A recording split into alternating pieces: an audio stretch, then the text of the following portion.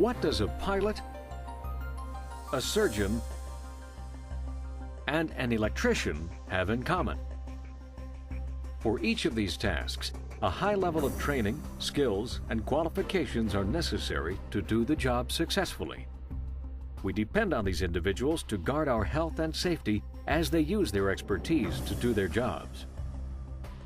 While working at this site, you'll never be asked to fly an aircraft or be called upon to operate on a fellow worker, but you will be working around electricity each day.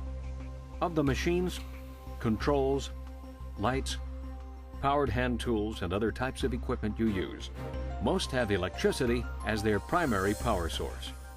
You may have heard the term unqualified in reference to workers and electricity.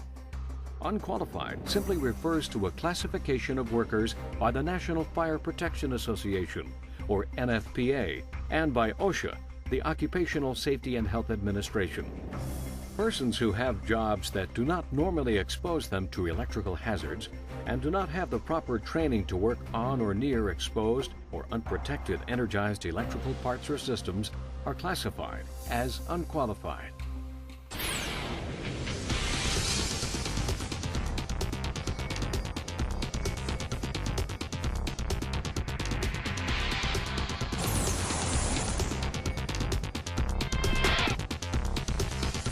In this program, Electrical Safety, the Unqualified Employee, you will learn why electricity is hazardous, common electrical hazards in your workplace, and how you can protect yourself from electrical hazards.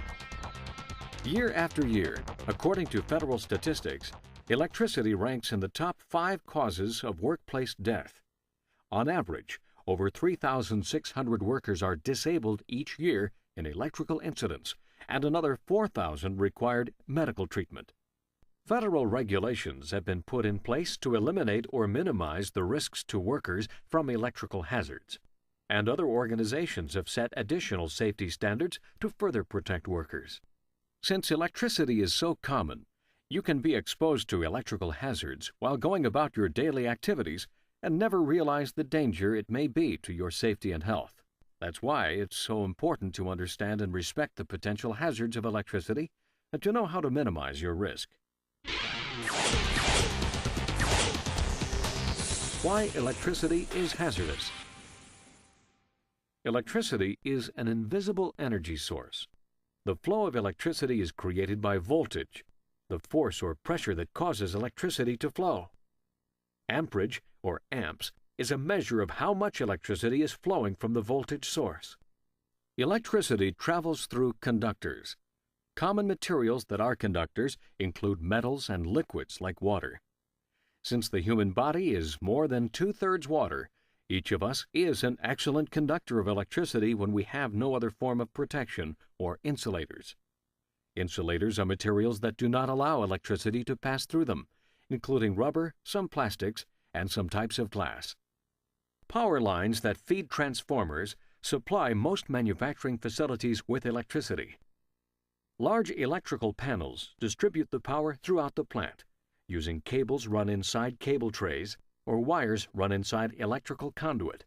Conduit may be rigid or thin wall, much like pipe, or it can be flexible, which looks like metal-covered extension cords. The cable trays or conduit lead to electrical cabinets that supply the power to run the machines and controls, or to circuit breaker panels that distribute electricity to lights, switches, and receptacles. The panels, conduit, cables, and wires all are designed to contain electricity and eliminate your risk of exposure to it. Since the human body is a conductor of electricity, you are at great risk if your body becomes a part of an electrical circuit. You could suffer severe injury or death from electric shock or burns.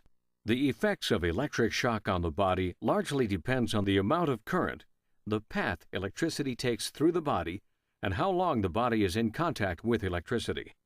Exposure to relatively small amounts of electricity can be very serious. 3 milliamps, or 1/3000th of an amp of common alternating current passing from the hand to the foot, for example, can cause electric shock, a painful, tingling feeling at the point of contact. 10 milliamps, 1/100th of an amp, interferes with nerve impulses, causing a form of paralysis like muscular contractions in your arm, the can't let go condition. Exposure to 100 milliamps can cause ventricular fibrillation, which is almost always fatal.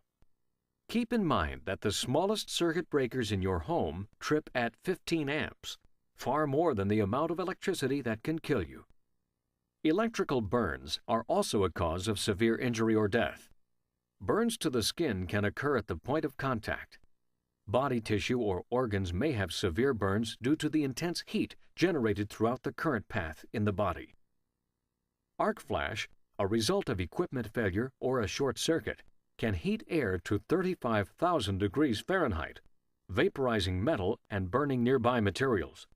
Arc flash causes severe burns through heating the skin and igniting clothing, as well as sometimes causing eye, hearing, and lung damage. Falls are an often overlooked cause of electrical injury or death. Falls can be caused by muscle contraction as a result of electric shock or the blast effect from arc flash. Common electrical hazards in the workplace. Your safety and health depend on your ability to recognize what situations, conditions, or locations can put you at risk. Contact with power lines is the #1 cause of electrocution. Over half of all deaths caused by electricity result from contact with power lines, according to federal statistics. Outdoors, overhead power lines can be a source of contact. Indoors, broken or missing conduit can allow contact with live conductors. Most electrical machine control cabinets have exposed live conductors inside. If a conductive object, like water, makes contact with a live conductor, the object becomes energized or electrically charged. If you are touching the object, or even near it in some situations, you will receive an electric shock as the flow of electricity uses your body as a path to ground. Keep in mind that many types of vehicles and equipment, including forklifts, bucket trucks, and aerial lifts, are all conductors of electricity depending on the part that could contact an electrical source. A missing or broken path to ground on any type of electrical equipment also puts you at risk of injury or death. Proper grounding provides a safe path for electricity to an earth-ground source if there is a failure within the equipment or wiring. If grounded improperly, or if a ground is missing, equipment can become energized and could use your body as a path to earth ground if you touch it. Improper use of electrical tools and extension cords is also a major cause of injury or death. Frayed, cut, or broken wires on cords can cause you or objects you may touch to become energized. Another hazard associated with electricity is fire. To get started, a fire needs a combination of fuel, air, and heat. Overloaded conductors carrying too much current or molten debris from arcing can furnish the heat needed for fire to occur. How you can protect yourself from electrical hazards. Steps your site can take to eliminate or minimize the hazards associated with electricity include non-conductive barriers, guards, safety interlocks, and locked doors on machine electrical cabinets. All are used to restrict your access to these potentially hazardous areas. Only qualified electrical workers may open machine cabinets or enter restricted areas.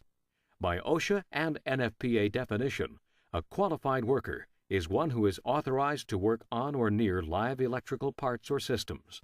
It is vital that you use the equipment, procedures, and controls as set by your company to ensure your safety and health. It is also your responsibility to know and use safe work practices whenever you operate electrically powered machinery, work with portable electric tools, or are in an area where qualified electrical workers are performing a task. The best way to avoid contact with power lines is to stay away from them. You are required to maintain 10 feet minimum distance from live overhead power lines. Objects, as well as people, must maintain the 10 feet minimum distance. When working outdoors, always look up and around for electrical power lines or other sources before starting any task. Barriers are used to make sure you keep the proper distance from potential electrical hazards. Permanent barriers are placed around electrical equipment and parts to enclose them safely. Access gates or entry points through these barriers are only to be used by qualified electrical workers. Temporary barriers are put in place around work sites where qualified workers may be working on exposed, unprotected electrical parts or systems.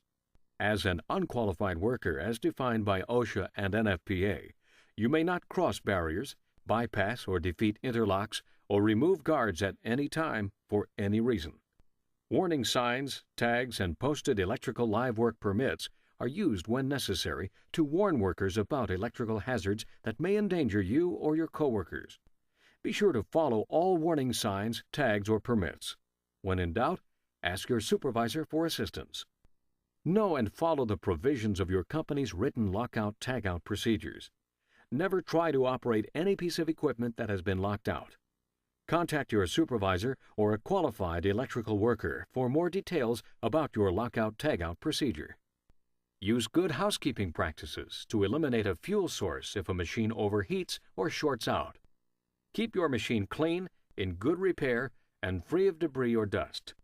Keep the surrounding area clear of scrap. Besides knowing how electricity behaves, a major part of electrical hazard recognition is being aware of your work area. Know where circuit breaker panels are located in your area. Ensure electrical breakers are labeled properly and that there are no open spaces in the panel. Never put tape of any kind on a circuit breaker. This makes the safety trip feature useless. If a breaker does trip, notify your supervisor or a qualified electrical worker to investigate the cause before resetting. A tripped breaker is a signal that something is unsafe in the electrical part or system that can injure you if left unchecked. Keep access to electrical cabinets clear. Do not block doors or store anything within 4 feet of electrical equipment cabinets. Follow warning signs and labels. When operating a manufacturing machine, look for unusual conditions like water or other liquids dripping on the machine that could cause a short. Be alert for equipment overloads or overheating motors or controls. Signs of this may be smoke, a burning smell, or the equipment bogging down. Keep electrical cabinets closed and secured. Opening the door for any reason exposes you to serious risk. If working with portable electric tools or extension cords, careful inspection before each use is vital in avoiding electrical shock or burns. Only use tools that are properly grounded. This means that the tool must have its grounding plug intact, or if no grounding plug is present, the tool must be double insulated. Look for the double insulated mark on the tool's label or body. Be aware that by using double insulated tools, you are not immune from shock hazards. You can still be at risk if the insulation is broken or if work conditions change, such as having wet skin or if you contact something that conducts electricity. Always use a ground fault circuit interrupter or GFCI when using any type of portable electric tool or extension cord. A portable GFCI or pigtail should be plugged in at the receptacle. Do not place a portable GFCI in between 2 extension cords. Test the GFCI each month and every time before use by using the test button.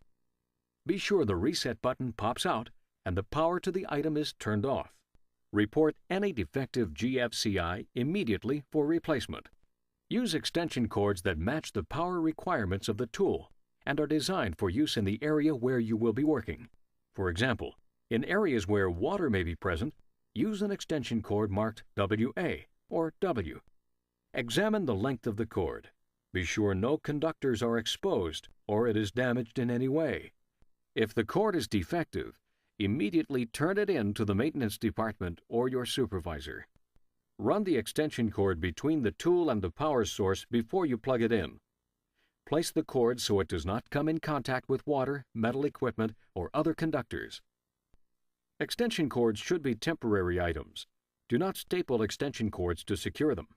OSHA standards limit temporary extension cord use to not more than 90 days. If the area where you will be using portable electric tools or cords is wet, remove the water before beginning the task. Do not use any type of portable electric tool if you are standing in water. If any type of electrical incident occurs, it must be reported as soon as possible. It is important to document every electrical incident, no matter how minor, so that plant management can be made aware of problem areas and keep accurate records to meet government requirements. Remember, if you do not report a problem, it cannot be fixed. You work around electricity every day. While it may not seem hazardous, electricity has the potential to cause severe injury or death. Use your skills and training to recognize what situations, conditions, or locations could put you at risk. Be aware of barriers, guards, and safety interlocks. Understand and follow warning signs, tags, and permits. Know and use safe work practices whenever you work with electrically powered machinery, portable electric tools, or when you are in an area where qualified electrical workers are performing a task. While this site has taken steps to eliminate or minimize electrical risks, it is up to you to take action to ensure your safety and health when working with or around electricity.